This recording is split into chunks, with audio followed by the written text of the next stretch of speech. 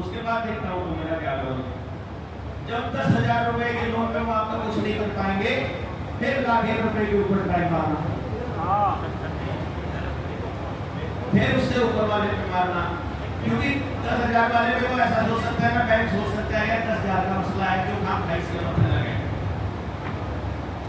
और ये बात आप ध्यान रखना, देश करो मान लो ठगी है, चोरी है, 1 रुपए की गिरती है, 1 लाख की गिरती है, चोरी तो चोरी है। तो जो गलती है, बैंक अगर गलत है तो 10,000 में भी गलत है, तो 10,000 करोड़ में भी गलत है। 10,000 रुपए के मुकदमे में बैंक का बैकफुट पे आना हमारे पूरे देश के कर्ज मुक्त होने के लिए आधार बन सकता है, यदि वो बात नहीं है। इसलिए डॉक्यूमेंट इकट्ठे करो। बैंकों ने आपके खिलाफ खूब सारे डॉक्यूमेंट इकट्ठे किए हुए हैं। ये क्यों है फ्रॉड, कैसे है, एनर्जी क्या है, ऊर्जा क्या है, हाई वॉल्यूशन कैसे, इस पर डिस्कस करेंगे। लेकिन उससे पहले मुकदमे की लड़ाई, आप जिनके लोन नहीं है उनको भी ये मसला सुनना जरूरी है। इसलिए सुनना जरूरी है, ये लड़ाई कोई लोन के निवारण की या फिर लोन के माफी की या लोन की अदायगी की है ही नहीं। ये लड़ाई बैंकों से बहुत ऊपर की लड़ाई है, बहुत ही ऊपर की लड़ाई।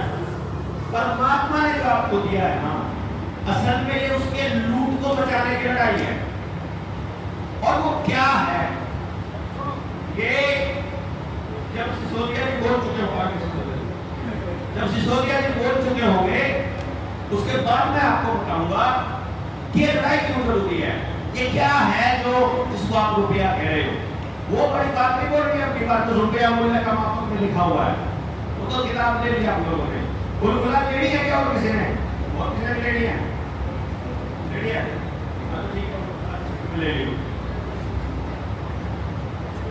ये जो बुलबुला में और रुपया मूल्य का मापक वाली किताब में जो लिखा है, इससे अलग मैं कुछ और बताऊंगा आपको, जो आपके जीवन में बहुत काम आएगा, आपके जीवन से ज्यादा आपके बच्चों के जीवन में काम आएगा। उन बातों को एक सिरे से नोट जरूर करके रखना। बहुत गजब का सेशन होगा सिसोदिया जी के बाद, ठीक है। तब तक के लिए शांति से बैठ के सिसोदिया जी को सुनो कि केस होता है, कौन से केस हमारे फायदे के हैं, कौन से हमारे कमजोरी हैं। रिकॉर्ड तो हो ही रहा है, साथ के साथ आपके पास काफी पेन भी हो तो मोटे-मोटे पॉइंट लिखते रहो, पता चलता रहेगा, आपके पास याददाश्त रहेगी। कभी भी ऐसे खाली सुनते मत रहो, इंटरैक्टिवली कुछ ना कुछ ऐसे मान लो पूछते बोलते आपके दिमाग में सवाल आया, साथ के साथ मत पूछो, नोट कर लो अपनी कॉपी के अंदर ये सवाल का जवाब पूछूंगा जब कभी मौका आएगा। इस तरह से आप इसको बिल्कुल नॉलेज गेन करने के